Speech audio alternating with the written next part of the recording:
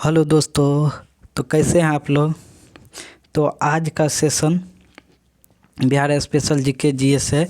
TRE 3 BPSC TRE 3.0 और TRE 4.0 के लिए बहुत ही इम्पोर्टेंट है।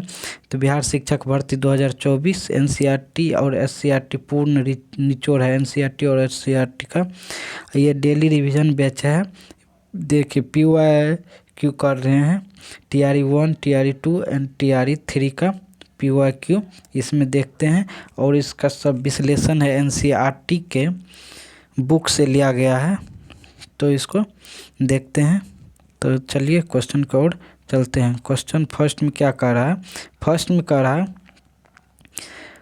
फर्स्ट में भारत के संविधान का अनुच्छेद एक देश को बनाता है। भारत के संविधान का अनुच्छेद देश को एक बनाता है क्या। एक स्वतंत्र राष्ट्र, एक गणराज्य, एक संघ, उपर्युक्त से एक से अधिक, उपर्युक्त से कोई नहीं। तो दोस्तों इसका आंसर क्या होगा। अनुच्छेद एक में कह रहा है भारत एक संघ है। भारत एक संघ है। ये देखिए बुक से लिया गया है, पॉलिटिक से लिया गया है, पॉलिटी से। तो इसका बुक का देखिए स्क्रीनशॉट, ये है बुक का, लाइन उठा के दिए हैं। इसमें कह रहा है संविधान के मूल पाठ में 395 अनुच्छेद थे, जिसमें 22 भाग और 8 अनुसूचियां थी। यह 26 जनवरी 1950 को लागू हुआ, जिसे भारत प्रत्येक वर्ष गणतंत्र दिवस के रूप में मनाता है। वर्तमान में भारत के संविधान में 25 भाग और 12 अनुसूचियां, 448 अनुच्छेद है। दोस्तों ये हम नहीं बोल रहे, ये आपके बुक से लिया गया है, बुक में दिया है पॉलिटी में। ये आपको हर एक क्लास से 6 में भी आएगा, 7th में भी आएगा, 8th 9th सब बुक में ये आपको मिलेगा बुक पढ़ने के बाद। तो आगे दिया है संविधान का अनुच्छेद एक क्या कहता है। संविधान का अनुच्छेद एक में क्या दिया हुआ है। संविधान में अनुच्छेद एक में कहा गया है कि इंडिया यानी भारत, अभी कुछ दिन पहले ये बहुत चर्चा में था, इंडिया यानी भारत जो है ये बहुत चर्चा में था, राज्यों का एक संघ होगा। क्या कह रहा अनुच्छेद एक में। संविधान में अनुच्छेद एक में कहा गया है कि इंडिया यानी भारत राज्यों का संघ होगा। और आगे देखिए भारत यहाँ पे होता, ये मिस प्रिंट हुआ, भारत का क्षेत्र इसमें शामिल होगा।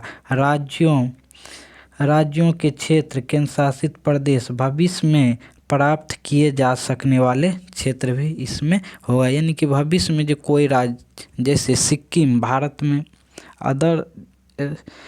एक भारत का स्टेट बना ना, पहले स्वतंत्रता के टाइम में तो सिक्किम नहीं था भारत में, तो ये बाद में भारत में आके मिला। इसीलिए बोल रहा है भविष्य में प्राप्त किए जा सकने वाले क्षेत्र भी हो सकते हैं, ये बोल रहा। फिर अगला देखिए क्वेश्चन, अगला क्वेश्चन कह रहा है इसमें से कौन वंदे मातरम समाचार पत्र के संपादक थे। इसमें से कौन वंदे मातरम समाचार पत्र के संपादक थे। बिपिन चंद्र पाल, बंकिम चंद्र चटर्जी, अरविंदो घोष, उपर्युक्त से एक से अधिक, उपर्युक्त से कोई नहीं। तो दोस्तों इसका आंसर क्या होगा। इसका आंसर अरविंद घोष। वंदे मातरम समाचार पत्र के संपादक कौन थे। अरविंद घोष। तो इसका भी विश्लेषण देखिए, इसका विश्लेषण क्या कर। श्री अरविंदो घोष ने 1905 में बिपिन चंद्र पाल द्वारा स्थापित अंग्रेजी भाषा के पत्रिका वंदे मातरम का संपादन किया था। क्या श्री अरविंदो घोष ने 1905 में बिपिन चंद्र पाल द्वारा स्थापित अंग्रेजी भाषा की पत्रिका वंदे मातरम का संपादन किया था।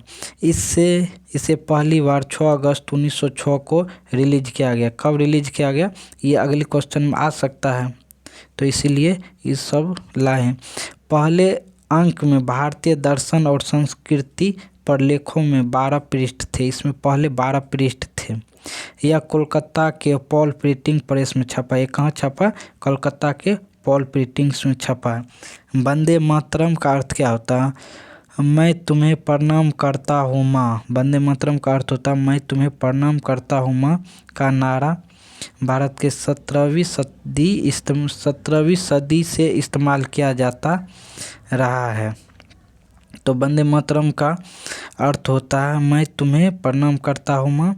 इसका जो 17वीं शताब्दी से ही इसका इस्तेमाल किया जाता रहा है। फिर अगला देखिए, अगला क्वेश्चन क्या कर रहा है। ऑल इंडिया हरिजन संघ, ऑल इंडिया हरिजन संघ की स्थापना 1932 में किसके द्वारा। यहाँ पे एक क्वेश्चन आपको ये भी बन सकता है, ऑल इंडिया हरिजन संघ की स्थापना कब हुई, तो 1932 में हुआ। तो इसको भी ध्यान में रखना है। तो इसका किसके द्वारा किया गया, महात्मा गांधी, डॉक्टर भीमराव अंबेडकर, जगजीवन राम, उपर्युक्त से एक से अधिक ऊपर कोई नहीं।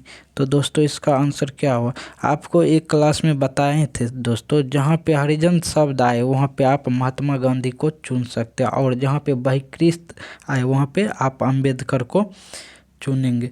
तो इसका आंसर क्या होगा, हरिजन संघ की जो स्थापना किया गया महात्मा गांधी के द्वारा किया गया।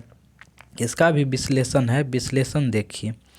विश्लेषण में क्या करूँ, अखिल भारतीय हरिजन सेवक संघ के संघ एक स्वतंत्र परिषद स्तर पर गैर लाभकारी शैक्षिक संगठन है, जिसे अखिल भारतीय अस्पृश्यता यानी कि छुआछूत के विरोध लीग के रूप में भी जाना जाता है। इसका स्थापना जो है 30 सितंबर 1932 में यरवदा जेल पुणे में गांधी जी के महाकाव्य उपवास के मद्देनजर की गई थी, जिसके परिणाम स्वरूप ऐतिहासिक पुणे समझौता हुआ।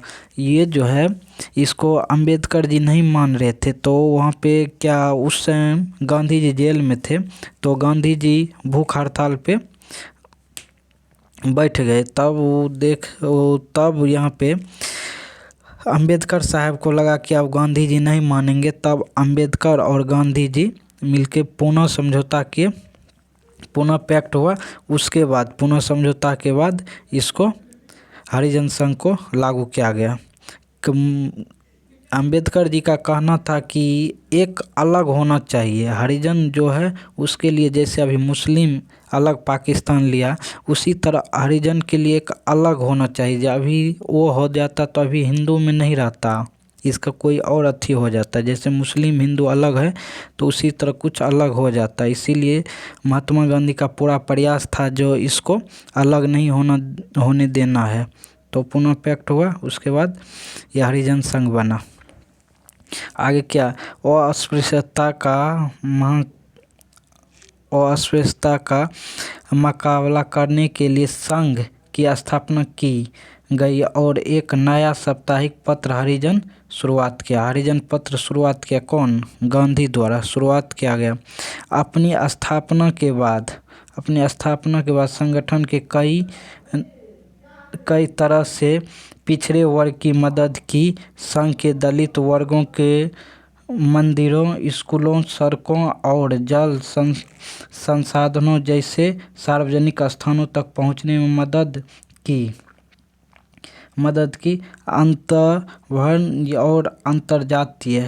अंतर्भेदभाव और अंतरजातीय विवाह भी आयोजन किए। उसके बाद हरिजन सेवक संघ ने देश भर में कई स्कूलों, छात्रावास का निर्माण किया और अभी भी कर रहे हैं। तो यही बात था, इसीलिए हरिजन संघ बनाया गया। और देखिए भीमराव अंबेडकर क्या कहे, भीमराव अंबेडकर एक भीमराव अंबेडकर का पूरा नाम है भीमराव रामजी अंबेडकर है। स्वतंत्र भारत के पहले कानून और न्याय मंत्री थे। वह एक भारतीय न्याय, अर्थशास्त्री और राजनीतिक और समाज सुधारक थे, जिन्होंने दलित और बौद्ध आंदोलन को प्रेरित किया और अछूत के प्रति सामाजिक भेदभाव के खिलाफ अभियान चलाया। उन्होंने भारत के संविधान का मुख्य वस्तुकार माना जाता है। इन्हें भारत के संविधान का मुख्य वस्तुकार माना जाता है। इन्हें 1990 में भारत रत्न भी मिला। इसका जन्म 14 अप्रैल 1991 को महू इंदौर में हुआ था। 14 अप्रैल को इसका जन्मदिन भी मनाया जाता है। और उसके बाद वह विदेश में अर्थशास्त्र में डॉक्टरेट की पढ़ाई करने वाले प्रथम भारतीय थे। 6 दिसंबर 1956 को उसका निधन हो गया। तो दोस्तों ये था अंबेडकर के बारे में। फिर अगले क्वेश्चन को और चलिए। अगला क्वेश्चन कर रहा है, कौन सी घटना पहले घटी? कौन सी घटना पहले हुई थी? गवर्नर जनरल पद पर लॉर्ड वेवेल का आगमन, भारत छोड़ो आंदोलन, क्रिप्स मिशन, उसके उपर्युक्त में से एक से अधिक, उपर्युक्त में से कोई नहीं। तो दोस्तों इसका आंसर क्या होगा? कौन सी घटना पहले घटा इसमें? तो इसमें पहले घटना क्रिप्स मिशन पहले क्या हुआ? क्रिप्स मिशन हुआ। तो इसका विश्लेषण देखिए, इसका विश्लेषण क्या है? इसका क्रिप्स मिशन का आगमन मार्च 1942 में हुआ। और भारत छोड़ो आंदोलन कब हुआ? इसमें ऑप्शन और है ना, यहाँ ऑप्शन दिया हुआ है भारत छोड़ो आंदोलन का प्रस्ताव। पहले क्रिप्स मिशन हुआ। क्रिप्स मिशन के फ्लॉप होने के कारण भारत छोड़ो आंदोलन का स्टार्ट हुआ। यहाँ पे मार्च 1942 में स्टैफोर्ड क्रिप्स की अध्यक्षता में एक मिशन को द्वितीय विश्व युद्ध के लिए भारतीय समर्थक प्राप्त करने के लिए संवैधानिक प्रावधानों के साथ भारत भेजा गया था। स्टैफोर्ड क्रिप्स एक वामपंथी लेबोराइट हाउस ऑफ कॉमन के नेता और ब्रिटिश युद्ध मंत्रिमंडल के सदस्य थे, जिन्होंने सक्रिय रूप से भारतीय राष्ट्रीय कांग्रेस के आंदोलन में समर्थन किया था। तो इसीलिए पहले ये फैल हुआ, उसके बाद क्या हुआ?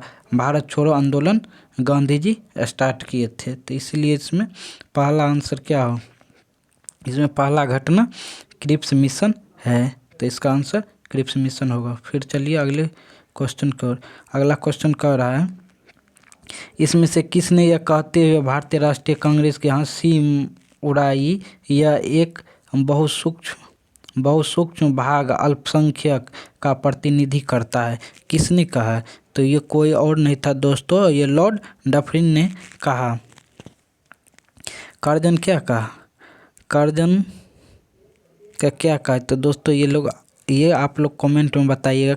कांग्रेस के कर्जन क्या कह के मजाक उड़ाया था?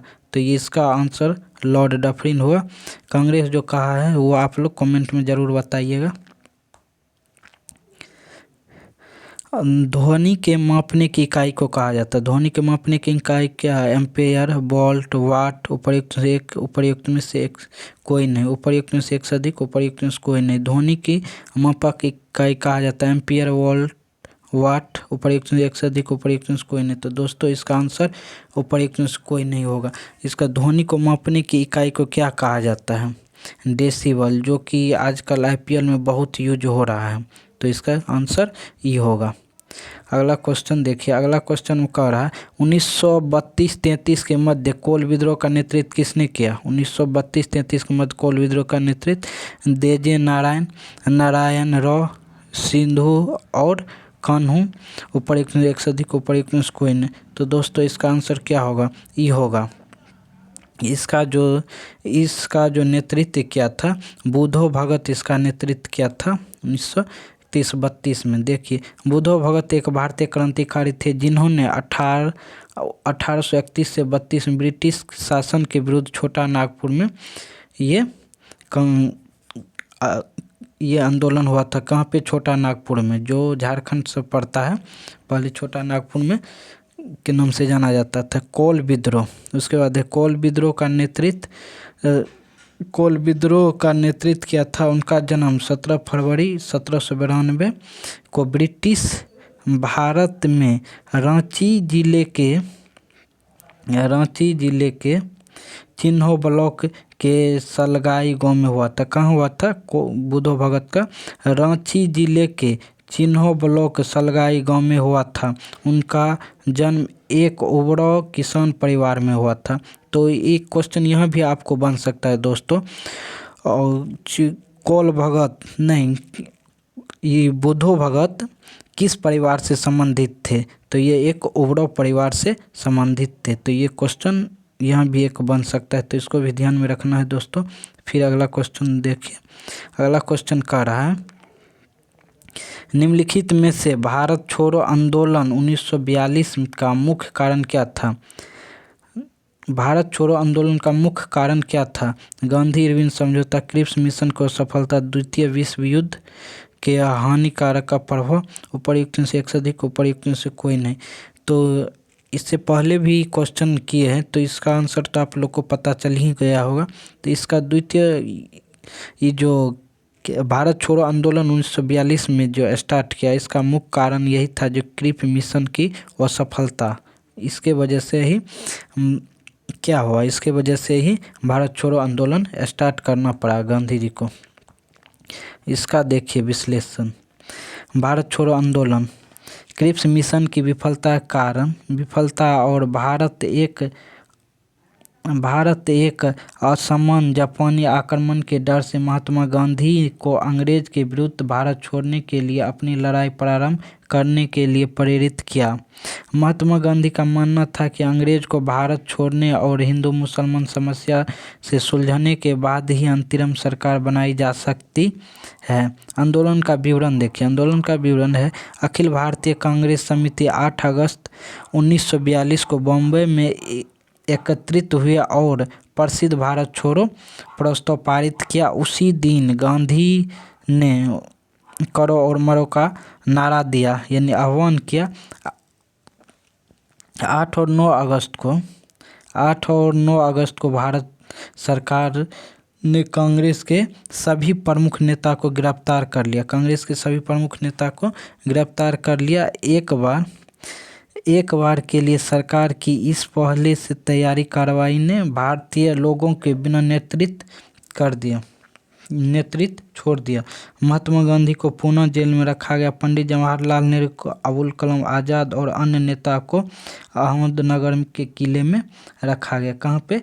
अहमदनगर के किले में रखा गया, में हिरासत में रखा गया था। इस समय राम मनोहर लोहिया, अच्युत और S.M. जोशी आदि के द्वारा ये नेतृत्व आंदोलन को संभाला गया था। इस आंदोलन में जयप्रकाश नारायण की भी बहुत महत्वपूर्ण भूमिका थी। ये जयप्रकाश नारायण बिहार से है, इसीलिए इसको इसमें दिया गया है। इसको भी ध्यान में रखिएगा, काहे कि बिहार से ज़्यादा क्वेश्चन पूछा जा रहा है। तो दोस्तों आज के लिए बस इतना ही, फिर अगले वीडियो में मिलते हैं। कैसा लगा वीडियो ज़रूर कमेंट में बताइएगा। जय हिंद दोस्तों।